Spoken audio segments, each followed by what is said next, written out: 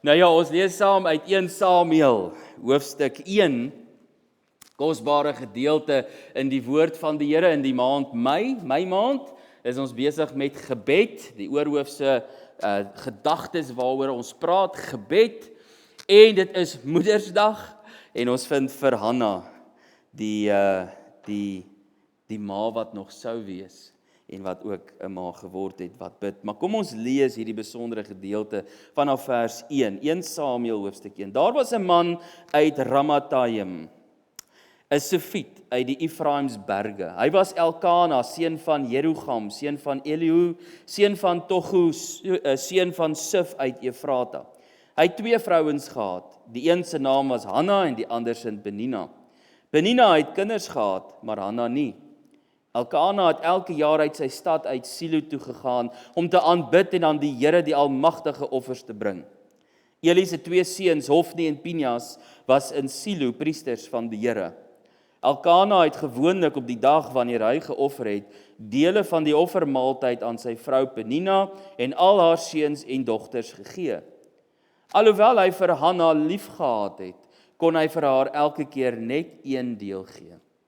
Want die Here het haar kinderloos laat bly. Dan het die ander vrou haar baie gespot en verneder, omdat die Here haar kinderloos laat bly het. So het dit jaar vir jaar gegaan.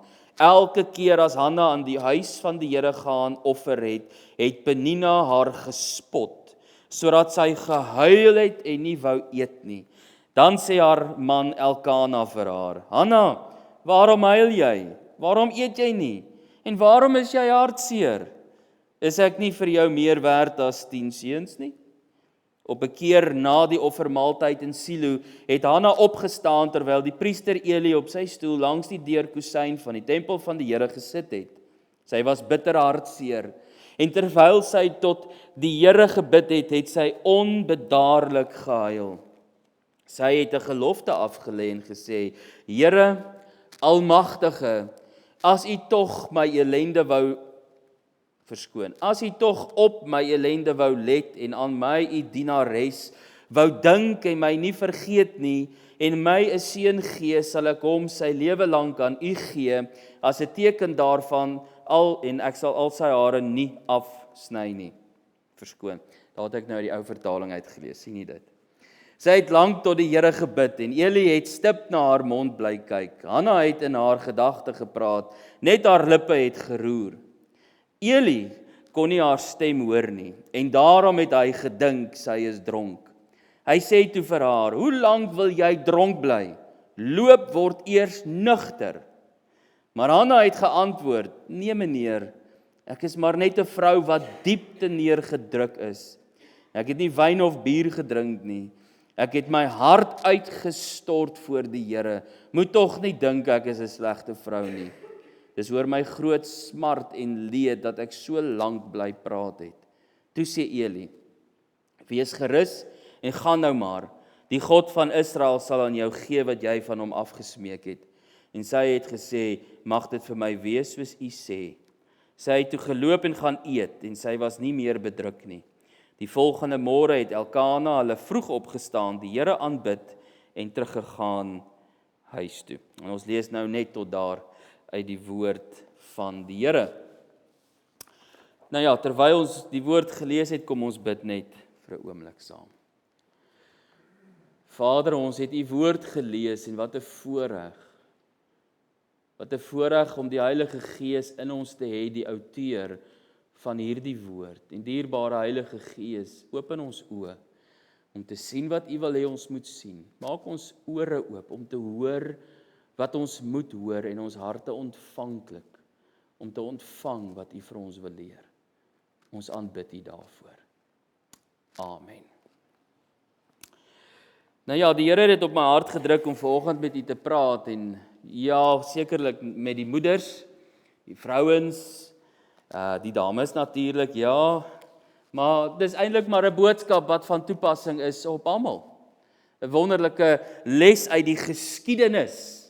En as jy nou wil eendag werk 'n bietjie deur 1 Samuel, hier's baie interessante dinge waarna ons toe moet oplet. wat eintlik in die geskiedenis van Christologie uitkom. Dis wonderlik, ons moet dit bestudeer. Maar die tema waaroor ek met u wil praat is die pleidooi van 'n vernederde verwonde. Nou ja, ons weet Hanna kon nie kinders kry nie, ons het dit gelees hier en dit het haar baie hartseer gemaak, net daai feit, die feit dat sy nie kon kinders kry nie. En uit die aard van die saak het ons dit gelees, hoe Penina teenoor haar opgetree het, haar gespot het, haar geterg het, haar verneder het. Maar ons gaan nou meer daaroor sê. Maar hierdie boek, 1 Samuel, speel af in 'n tyd van baie groot onsekerheid en eintlik in 'n baie groot tyd van chaos in die volk se geskiedenis. Die boek Rigters, wat net so voor hom afspeel, Rigters, Rut, 1 Samuel, dan lees jy dat die volk het gedoen wat reg was in hulle eie oë, want daar was nie 'n koning nie. En ons weet dat die volk, en nou kan jy Rigters 21 vers 25 gaan lees daaroor, en ons weet dat die volk het gelewe net soos wat hulle wou. Daar's nie 'n koning nie, maar hulle wil 'n koning gehad het. Hoekom wou hulle 'n koning gehad het? Want hulle wou 'n volk soos al die ander volke gewees het. Eintlik was God hulle koning. En hulle was rebels gewees in opstand, want hulle soek dit nie, hulle soek 'n koning soos al die ander volke. En ons weet dat op 'n stadium het God hulle gewaarsku deur die profete gesê, luister, jy moet verstaan dat die koning het sekere wette en beginsels en dit gaan op julle toegepas word en afgedruk word, verstaan dit, maar dis wat julle wil hê. En dit is wat julle gaan kry. So in 1 Samuel begin jy lees van hierdie konings, koning Samuel, koning Saul uit die aard van die saak, wat hom gesalf het, en dan ook dan later vir koning Dawid en van daar af. So 1 Samuel is die brug tussen die tyd van die rigters en die begin van die koningstydperk. En dit moet so gelees word, so dit is belangrik om net die kronologie te verstaan ook. En hierdie verhaal wat ons hier lees, en jy moet, as jy 1 Samuel lees, dan lees jy dit uit die oog van 'n storie wat vir jou vertel word. Die geskiedenis wat vir jou vertel word. Daar was 'n man uit die Efraimsberge, 'n Sefiet nogal. Elkana was sy naam.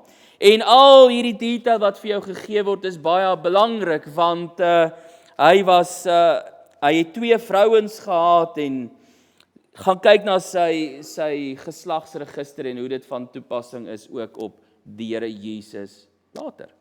So al hierdie goed maak sin. So hierdie verhaal word vir jou vertel van 'n baie eenvoudige, gewone gesin wat God gedien het te midde van die chaos.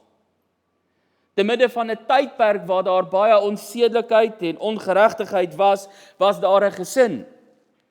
Elkana en Hanna, en hulle het God gedien. Elke jaar op die regte tyd het hulle opgegaan uit Silo, na Silo, en hulle het gaan aanbid en hulle het offers gebring aan die almagtige God.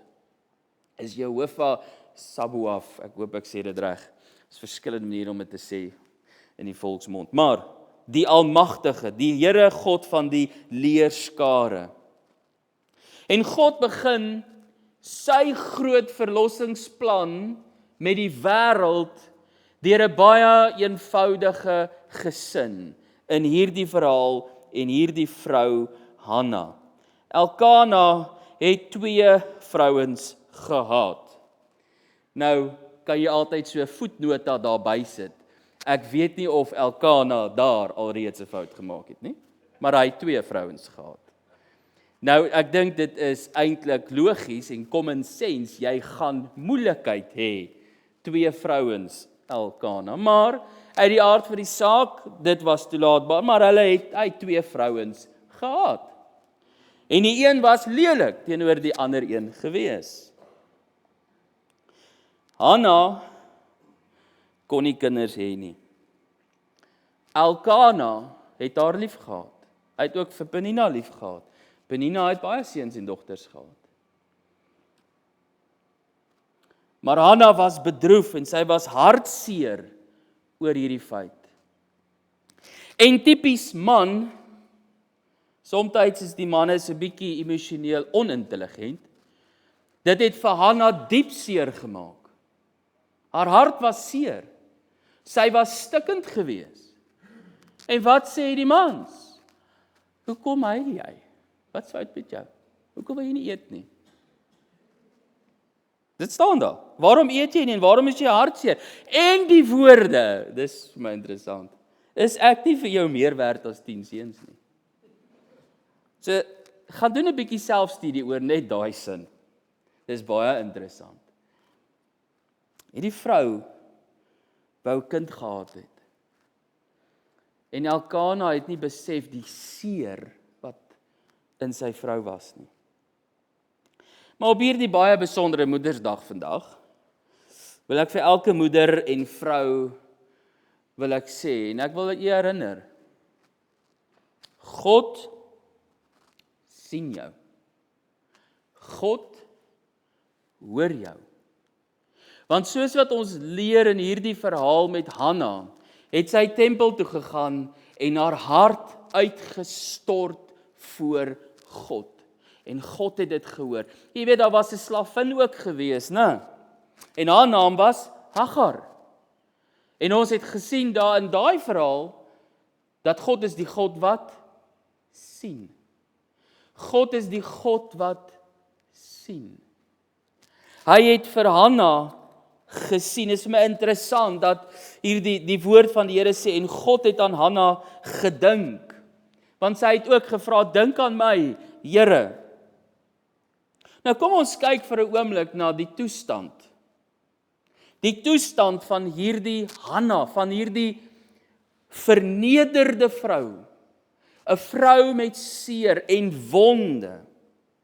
Die woord sê dat Hanna leef met diep smart.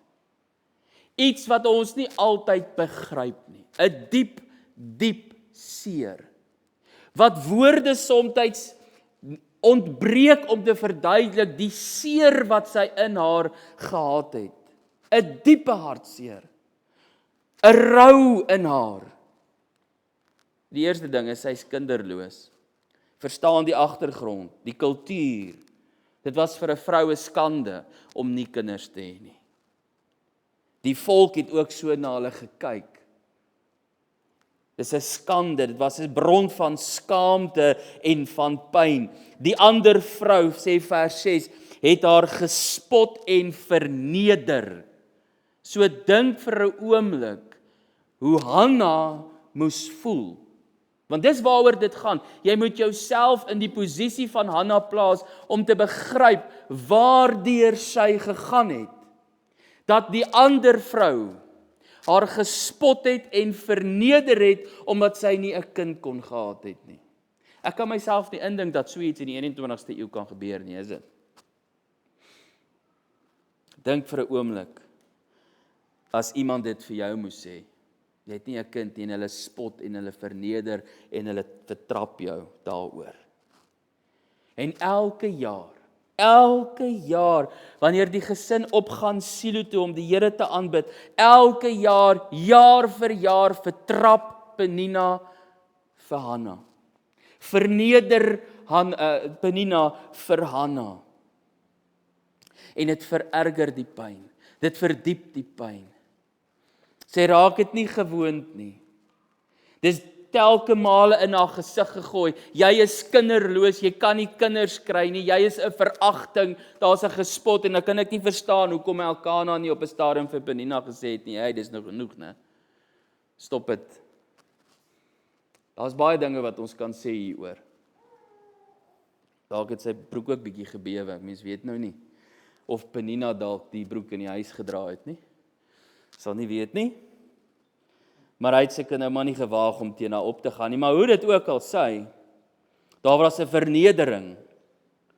Miskien het hy nooit geweet nie, sal dit ook nie kan sê nie, né? Dalk is dit in die skelm gedoen, in die donkerte, waar Elkana nie was nie, en sy is verdruk en verstoot en verstamp. Haar hartseer het net meer en meer geword, die pyn het meer en meer geword en dit het verdiep. En Elkana verstaan nie die pyn nie. Elkana verstaan my nie, sal Hanna sê. Haar eetlus het verdwyn. Was jy al in omstandighede gewees van diepe rou en smart, dat self jy wil nie eet nie? Jy wil nie eet nie. In berading leer ons dat as iemand op daai punt is, moet jy nie karring nie. Ons doen dit mos altyd, wat doen ons eers as ons by 'n hospitaal kom en as iemand siek, het jy geëet? Hoor die los mense, as hulle nie wil eet nie, want hulle gaan deur 'n diep moeilikheid, los hulle, want die eetlus het weggedoen. Hulle het nie tyd om te worry oor 'n eetlus nie. Hulle wil nie eet nie. En dis waar Hanna was. Sy het nie 'n eetlus gehad nie. Sy was hartseer. Sy het pyn gehad. Sy was besig om te worstel met emosies en hartseer. Hoekom eet jy nie? Gelukkig het sy nie in daai oomblik vir hom 'n antwoord gegee nie. Maar sy het hartseer. Dikwels in tye van hierdie, kom ons noem dit trauma, hierdie hartseer, hierdie rou smart. Ons sien dit baie keer as 'n eggenoot afgesterf het, né? In daai rou smart, in daai seer wat 'n mens beleef, so seer dat jy het nie woorde om dit te beskryf nie. Dis so seer. Daar's nie 'n aptyd nie, maar daar's 'n gebroke hart. Daar's 'n seer hart. Dikwels kyk ons dit weg. Sy het seer gehad, haar man het nie verstaan nie. So godsdienstig en godvreesend soos hy was, begryp hy dit nie. Hanna was alleen. So ons sien 'n paar dinge in hierdie vrou. Eensaam, sy verstaan nie. Hulle verstaan my nie.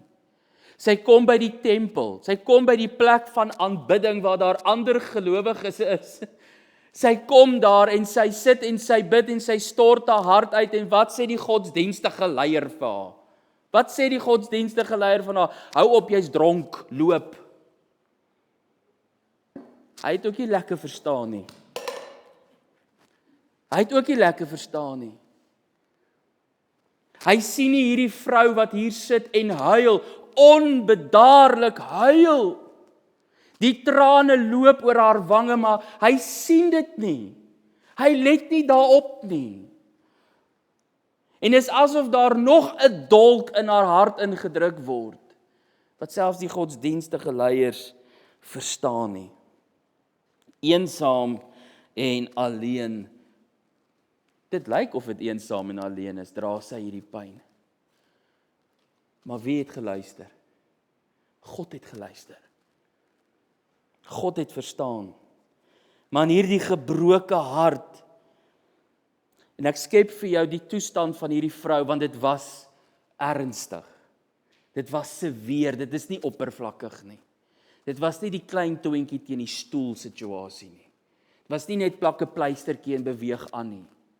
Dis nie 'n situasie van, hey, sterkte vir jou, ek bid vir jou nie. Nee. Dit was 'n ernstige, diep situasie. Iets wat woorde nie kan begryp en verstaan of uitbring nie. Nou ja, in 1 Samuel 1 vers 9 lees ons van hierdie Eli op 'n keer na die offermaaltyd in Silo het Hanna opgestaan terwyl die priester Eli op sy stoel langs die deurkusyn van die tempel van die Here gesit het. Nou moet jy verstaan dat hierdie Eli, hierdie profeet, sy seuns Hofni en Pinias, as jy gaan bestudeer hoe sy seuns opgetree het in die tempel, kan jy verstaan dat hoekom hy opgetree het soos wat hy opgetree het. Daar was 'n diskonneksie met God gewees. En op 'n keer op hierdie offermaaltyd, en Eli het by die deurkusyn gesit en sy was bitter hartseer. En terwyl sy tot die Here gebid het en onbedaarlik gehuil het, sê vers 12, sy het lank tot die Here gebid en Eli het stip na haar gekyk. Hy het haar dopgehou en net haar lippe het beweeg. Net haar lippe het beweeg. Dis eintlik 'n tema ook daai. Net haar lippe het beweeg. Hy kon nie hoor nie. Hy het gedink sy's dronk. Hoe lank wil jy nog dronk bly? Loop. Gaan word eers nugter. Kan jy identifiseer met Hanna? Jy dra las van pyn, skaamte, onvervulde begeertes, behoeftes. Ek's alleen, niemand verstaan my nie. Die kerkleiers verstaan my nie. Dit is eintlik in 'n mate veroordelend. Miskien kan ons identifiseer daarmee. Ek voel alleen. Ek dra hierdie pyn. Alleen. Voordat ons aanbeweeg, wil ek jou herinner wat die woord sê. Hy sê in Psalm 34:19, die Here is naby die wat gebroken is van hart, en hy verlos die wat verslae is van gees.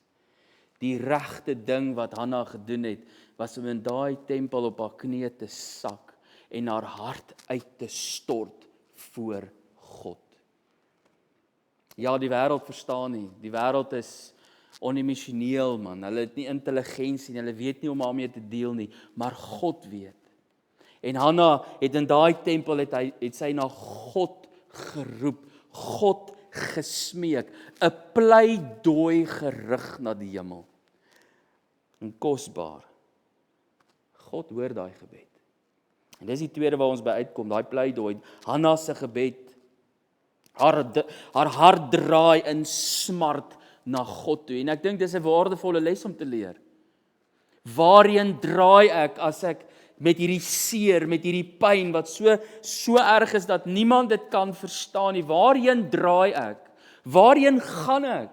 Probeer ek dit self oplos? Jy gaan dit vererger. Gaan ek na pille toe? Jy gaan dit vererger.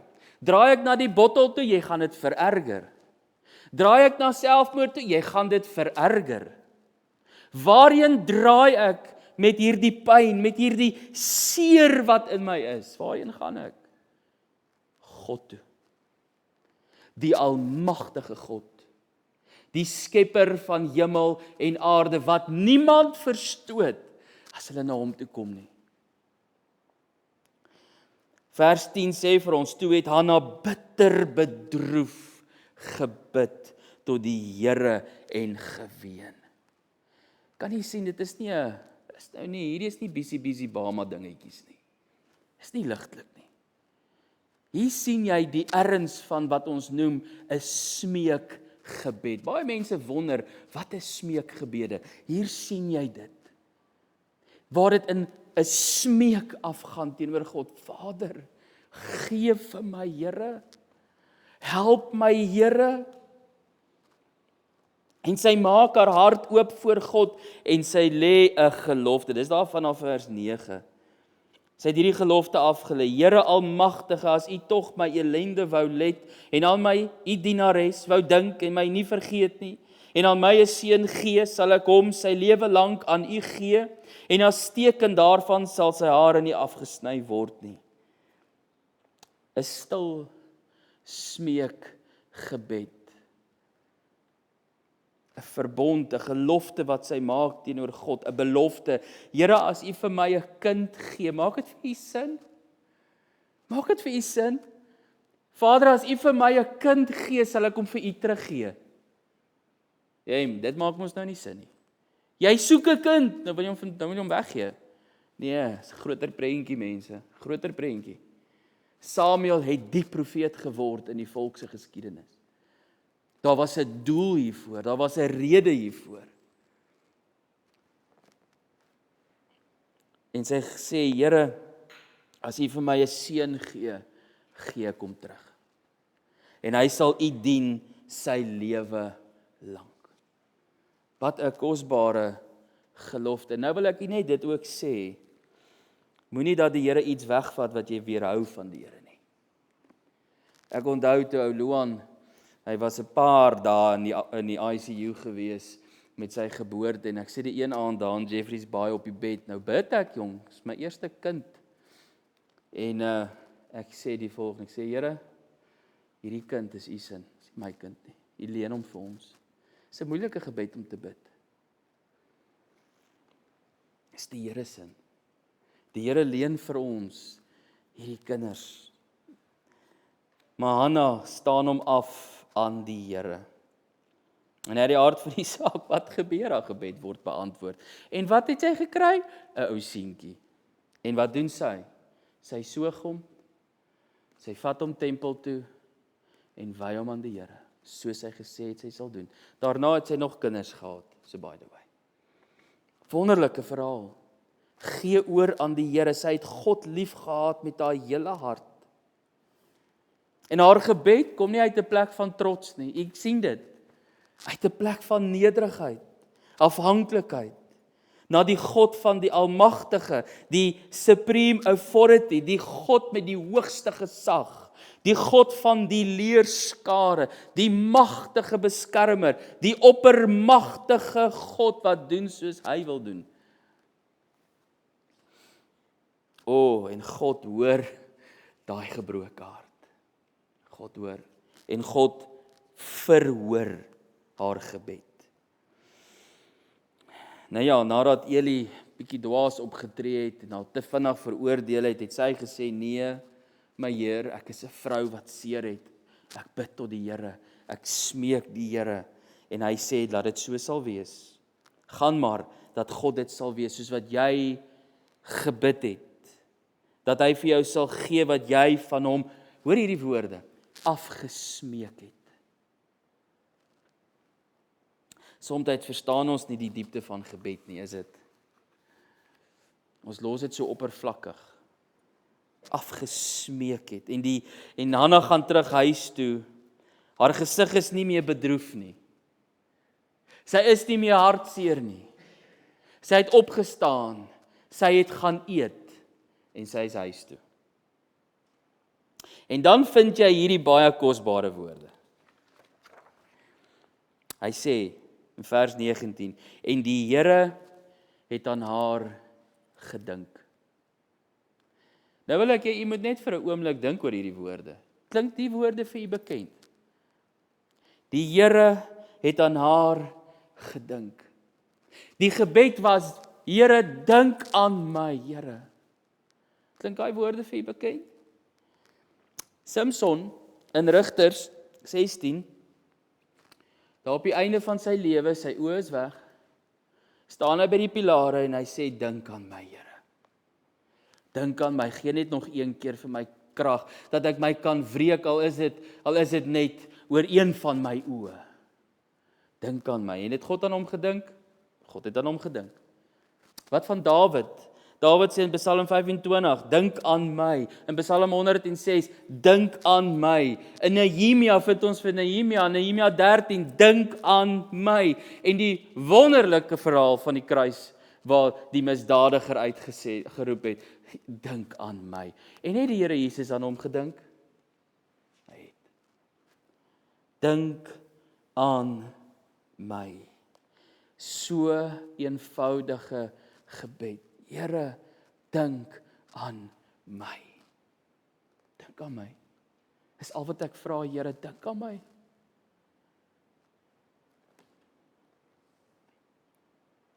Psalm 40 vers 18, ek is hulpeloos en arm.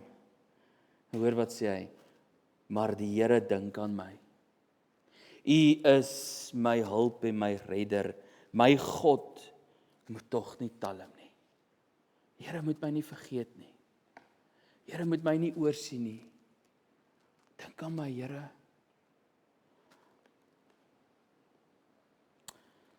Dink aan my. Psalm 51 vers 19 sê, 'n gebroke en 'n verslae hart sal u, o God, nie verag nie. Dink aan my, Here. Die uiteinde, ons sien dit in hierdie verhaal, daai riet was geknak. Daai riet was seer, daai vrou het seer, maar jy sien van vernedering tot verhoging. Verheerliking.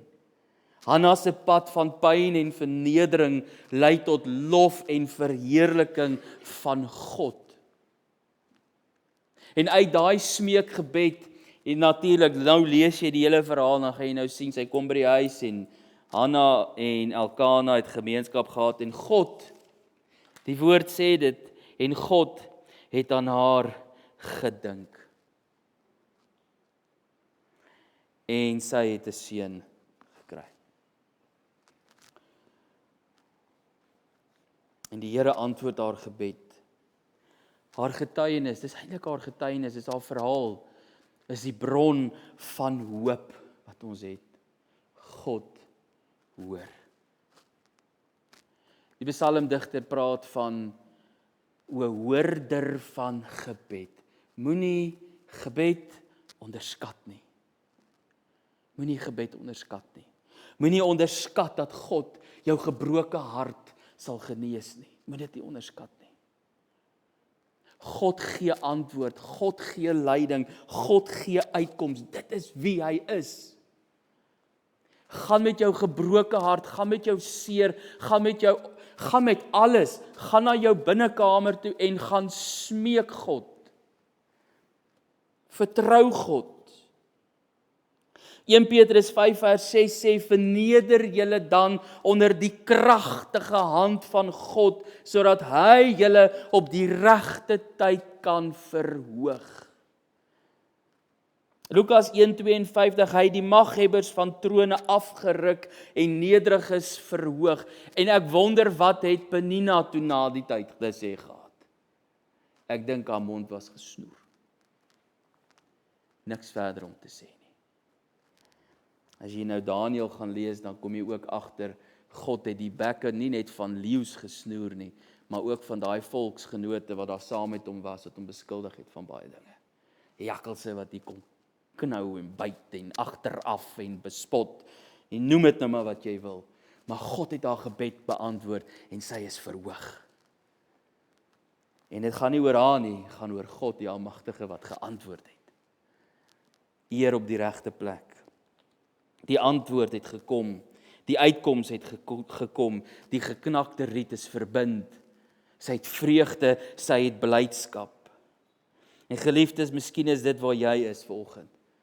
Met 'n gebroke hart, 'n seer hart, en miskien weet jy nie wat aangaan nie, miskien is jy onseker, miskien is jy ook maar 'n immigrant. Net soos ons wat met onsekerheid leef. Ek weet nie of ons onsekerheid in Christendom by dieselfde sin kan gebruik nie, maar ons weet hoe voel immigrante. Sit jy ook met 'n seer hart, want daar is mense wie jy mis en verlang na, wat jy op afstand gedoen het, hoe mense jou hanteer, vriende wat jou misluk, mense wat sê hulle is jou vriende, maar hulle steek jou eintlik in die rug. Mense wie jy gedink jy kan op staat maak, hulle drop jou, hulle is mense.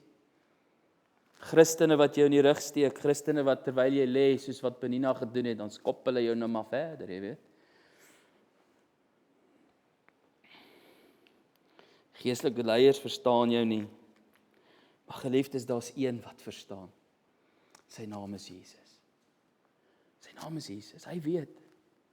Hy is die hoofpriester, sê Hebreërs, en ons is nou deur nie deur Hebreërs nie, maar 'n paar hoofstukke. Hy is die hoofpriester. Hy ken, hy weet, hy verstaan. Hy ken daai situasie waarin jy is. Hy ken jou pyn, hy ken jou hartseer, hy ken jou onsekerheid. Hy weet wat daar in daai donker kamer van jou gemoed aan die gang is. Hy weet jy sien nie lig nie. Hy weet. Moenie dink jy kan dit alleen uitsort nie. Gaan na hom toe. Reik uit, sê Vader, hier's ek. Dink aan my, Here. U ken my gevoel. Ja. Miskien beweeg julle ook soos ons daar in ons huis bietjie met tiener onsekerhede, jy weet. Maar die Here hoor jou gebede. Hy hoor. Hier sit nou natuurlik 'n paar ouer mense wat bietjie ander kinders ook het, ander kinders, kleinkinders. Bid, moenie ophou nie. God hoor. God hoor. Die ou predikers het altyd gesê, man, hou aan bid, want hulle gaan oor jou gebede moet klim hel toe. Moenie ophou nie. God hoor. Hy is die hoorder van gebed. Hy ken jou pyn, hy ken jou hartseer. Hy is ons vriend. Hy sal jou nooit begewe en jou nooit verlaat nie. Hy is die Almagtige. Hy hoor elke sug. Hy vang elke traan op. Elkeen. Hy weet dit. Hy ken dit. En my uitdaging wat die Here vir my gegee het en wat ek graag vir u wil gee, sal jy die uitdaging vat om jou pleidooi na sy troon toe te vat. jou hartseer na hom toe te vat en geloof te hê dat hy aan jou sal dink op die regte tyd. En ons sien vir Hanna, die vernederde, die verwonde, gesond, in heerlikheid, gooi dit met al die woorde wat jy wil. God het haar geantwoord. Here, dink aan my. So eenvoudig. Kom ons bid saam. Onse Vader, dankie vir u woord, dankie vir die bemoediging van u woord. Ons sien in hierdie verhaal van Hanna 'n wonderlike les, 'n vrou met diepe seer, 'n vrou verwond en verneder, en hoe u Vader antwoord. Binne u verlossingsraamwerk sien ons waarom en ons verstaan waarom. Maar nogtans het u hierdie vrou geantwoord en ons eer u daarvoor. En nou Vader, ons sien hierdie vrou se voorbeeld en ons wil dit navolg. Elkeen van ons bring ons hartseer en ons pyn. Alles wat ons bekommer, ons harte wat seer is, dinge wat ons nog nie deurgewerk het nie, trauma wat dalk onderdruk word, bring ons na u troon toe. U genade troon. Wat ons met vrymoedigheid kan nader om barmhartigheid te vind, om op die regte tyd gehelp te word, want u verstoot ons nie.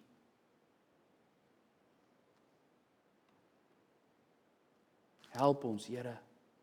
Dink aan ons. Geliefdes, ek gee 'n paar oomblikke van stil gebed. Praat met die Here, soos wat hy met u gepraat het.